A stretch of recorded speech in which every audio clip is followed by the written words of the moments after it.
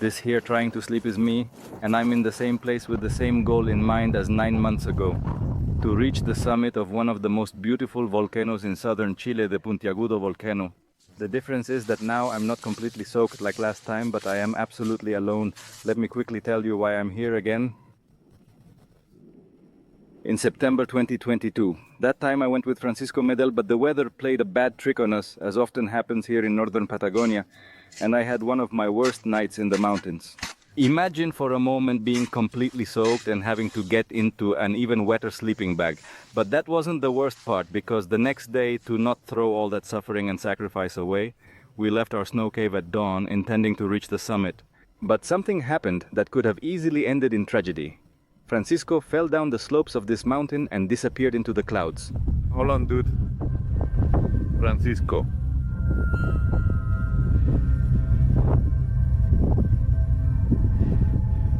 At that moment I thought he was dead, but luckily the large amount of accumulated snow cushioned his fall, and he was alive, just with some bruises on his body. Obviously the activity ended there, and we had to leave without knowing when or if we would return. But at least we didn't regret any misfortune. We were lucky, as several tragedies have marked this mountain.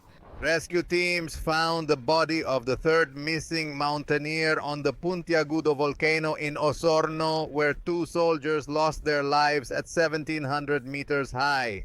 They say to be a mountaineer you need to have a bad memory, and so 9 months later I found myself checking the weather for the Puntiagudo volcano again. To my surprise, there was a 4-day window without rain and with a low freezing level, especially on Monday. So I didn't think twice and bought tickets to Osorno, the closest city to this volcano, and I had already decided this time I would go alone. I packed my backpack and set off. My itinerary would be variable the first day, as without a car to reach the trailhead, I had to rely on the kindness of people to get to the start of the trek. Luckily, after taking a bus from the Osorno Municipal Market to Entre Lagos, it wasn't hard to reach the trailhead, thanks to the helpfulness of the locals.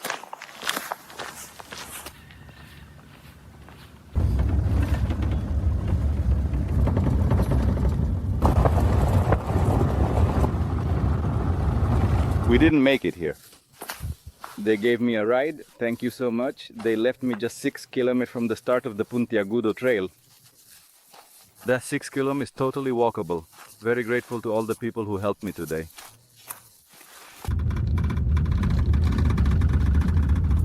At 2:05 p.m. I stopped to take out some things, grab my snack, and after this I won't stop until it starts to get dark, and then I'll sleep. And tomorrow, Sunday, I'll continue to establish a good base camp at the foot of the Puntiagudo, and on Monday I'll attempt the summit.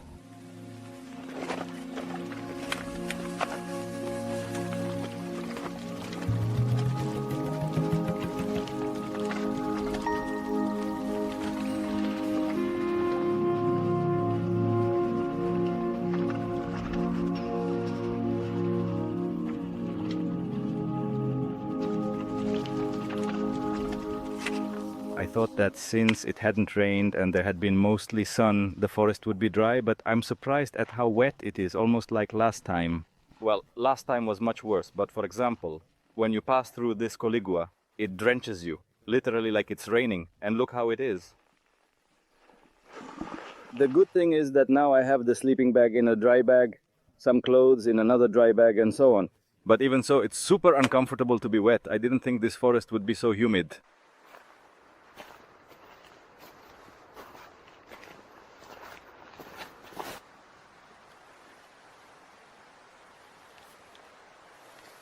Is decided. I'm going to camp here where it's a bit flatter, a bit drier, and 60 meters further is the place to get water.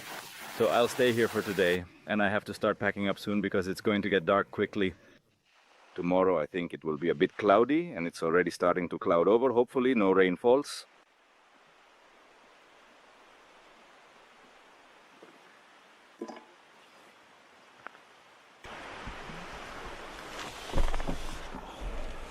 I'm starting to organize my things, cook, and then eat.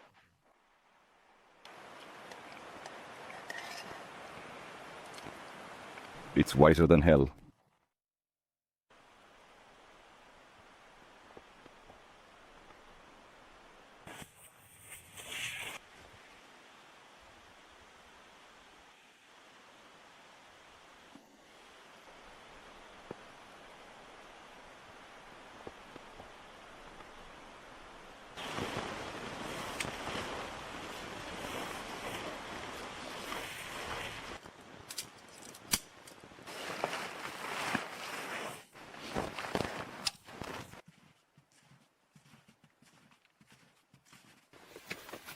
Now I won't stop until I reach the highest point I can.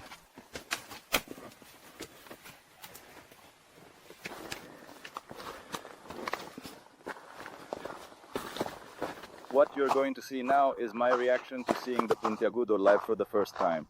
Some might say, hey, you're lying, you came last year, but last year it was so cloudy I never got to see it. This is the first time I'm seeing it. It's amazing. The mountain is very beautiful and really catches the eye.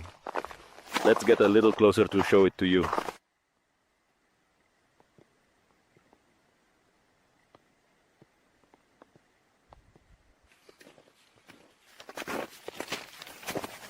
I just found something that kind of scares me. I didn't think it was so big. Look at that. What do you think it is? I'm going to put my hand for comparison. I didn't know it was so big. And the little kitten went over there.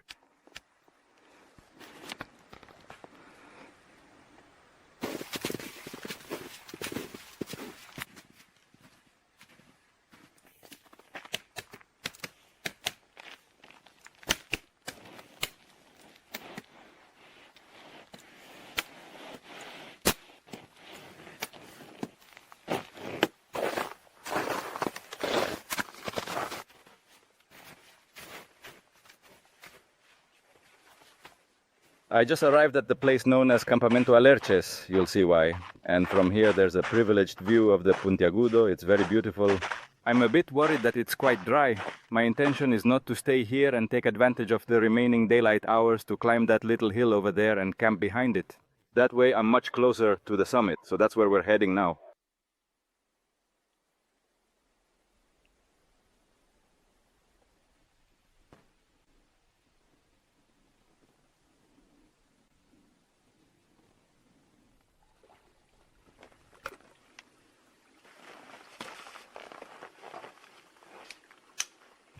I just refilled what I think is the last water point on the route, because further up there's nothing, just snow. So I took the opportunity to fully load up 3 1.5-liter bottles, and when that's gone, I'll have to melt new snow. But it still helps me save gas, carrying water from here up.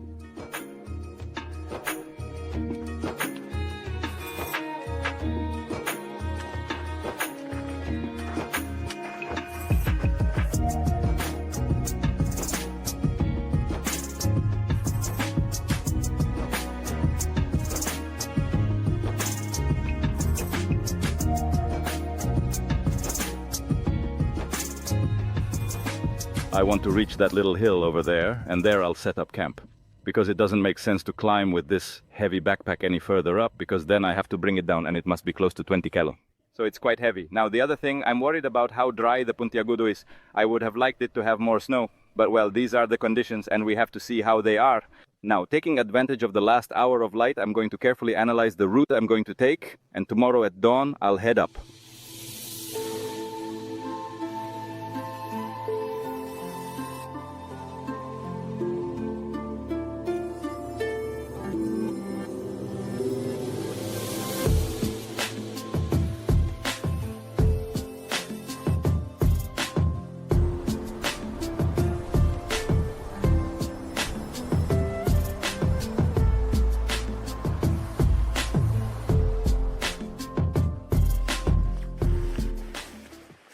Today's lunch is corn tortilla with lentils. Let's see how this is.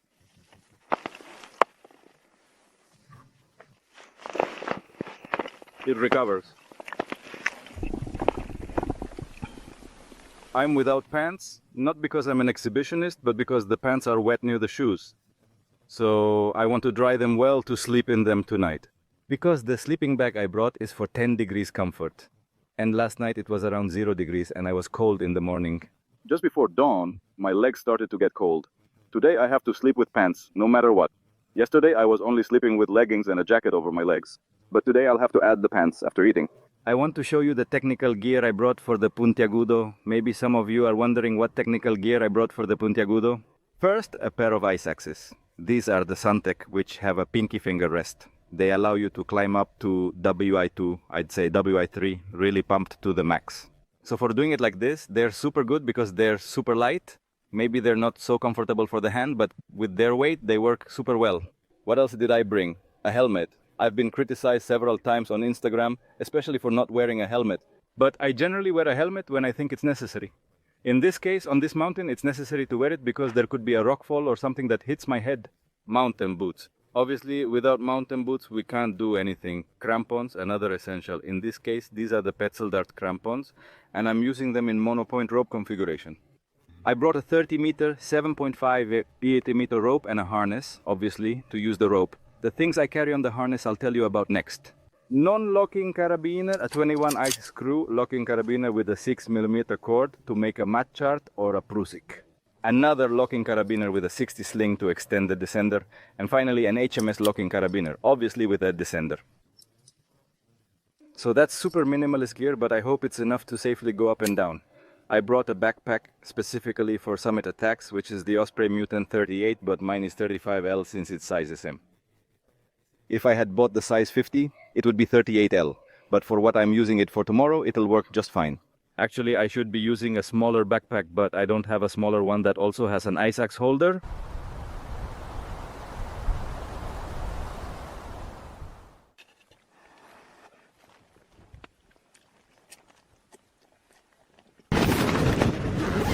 I had to come to reinforce the guy. Lines and add a bit of snow here, so it doesn't get lifted. I think it's the first time I'm going.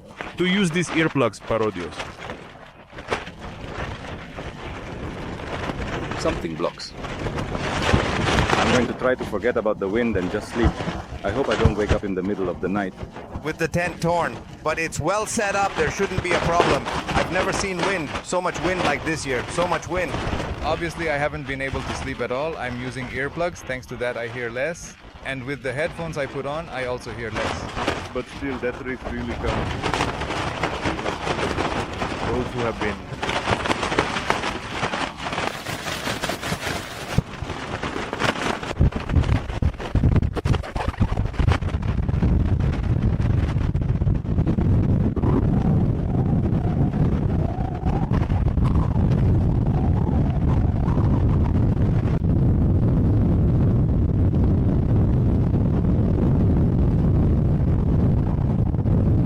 Here, it's 4:45, there's terrible wind, up to 100 kph I managed to record. That's why the tent bends so much. But anyway, I'm gonna give it a try with Hugo to see what happens if I don't get blown away in the attempt.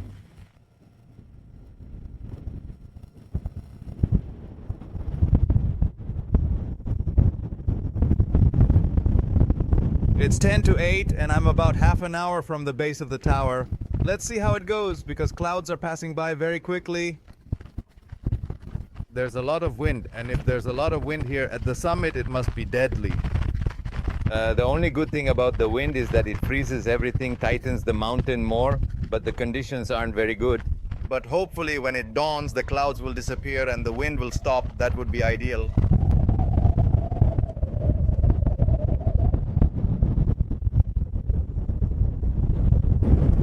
I'm here at the base of the tower. Now I put on the harness, eat something, drink some water, and boom, upwards. Now the good part starts.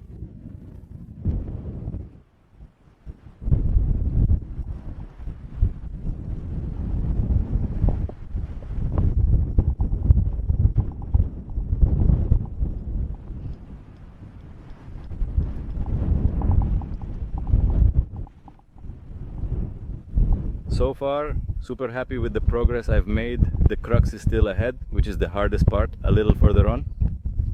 I had thought about doing a traverse down there and going through a slope that's here on the side. But that slope has been in the sun since sunrise, so it's going to be softer. Instead, this path I'm going to take now is in the shade, so it's going to be firm ice. Let's see if it was a good choice or not.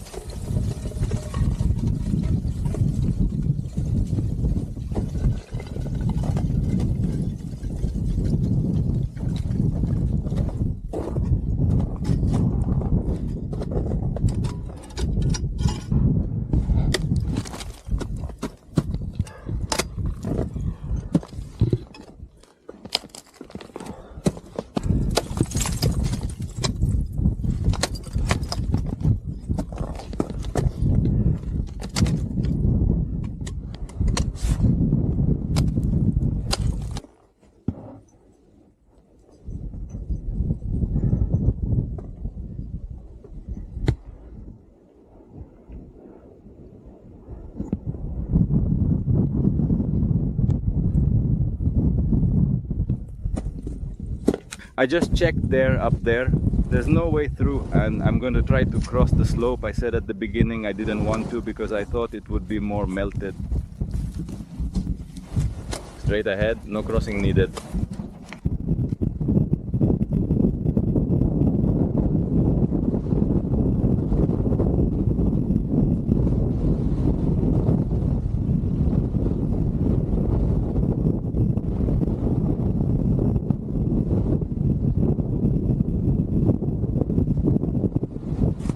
Okay, that was the climb I saw before and didn't want. I wanted to follow the traditional route, so I'm going there and take the slope.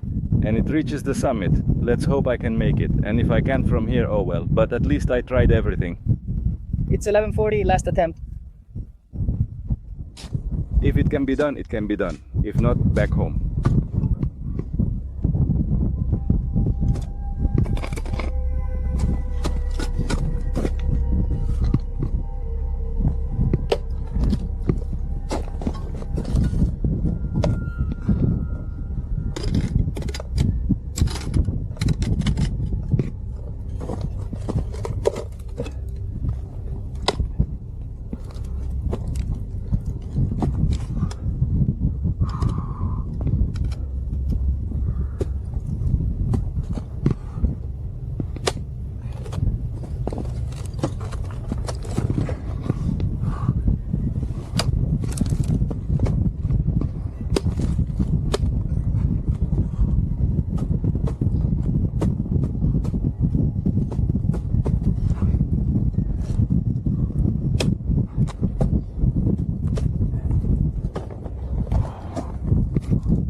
Got it.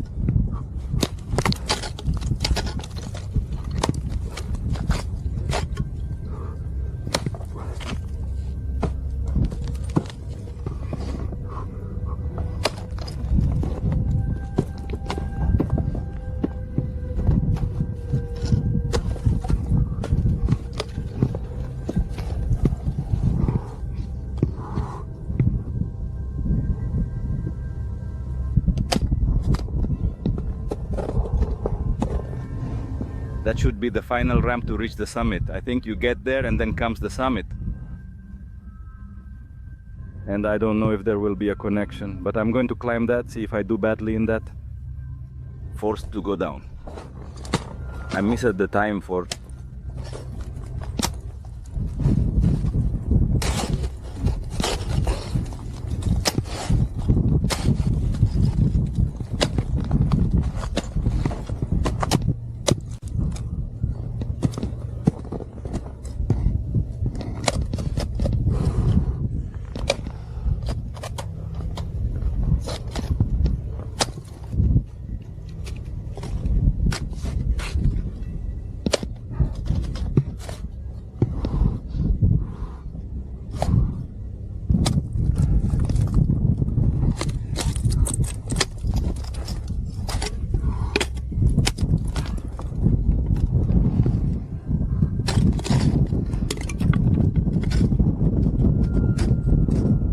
Eat.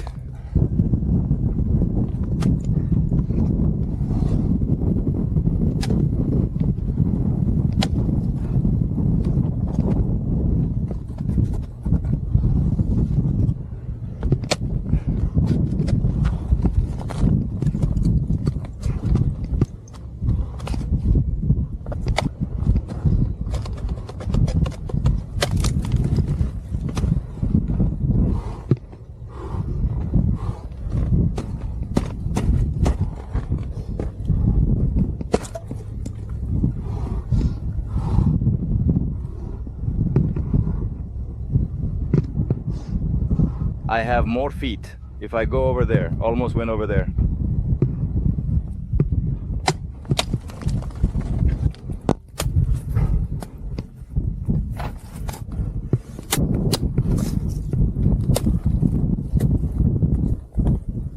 I see now it's not the summit, damn. Let's go.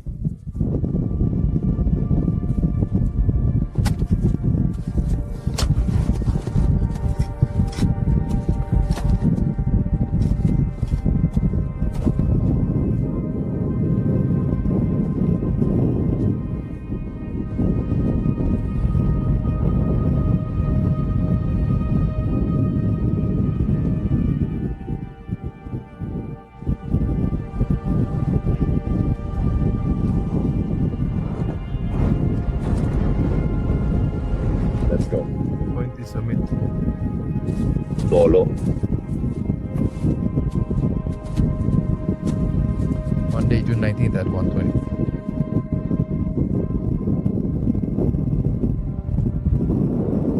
Made it. Super late, but made it, so I'm super behind.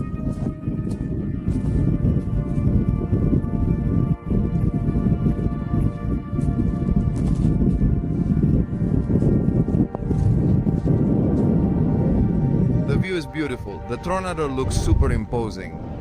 Next on the list is the Osorno volcano. The lakes, many lakes I don't even know the names of. Super happy. I was about to give up. Really, I went over there. It was all dry. I played it wrong. It's a bit late. There could be avalanches. The descent is going to be dangerous, so I'm going to start descending soon and see you at the camp. Hope everything goes well.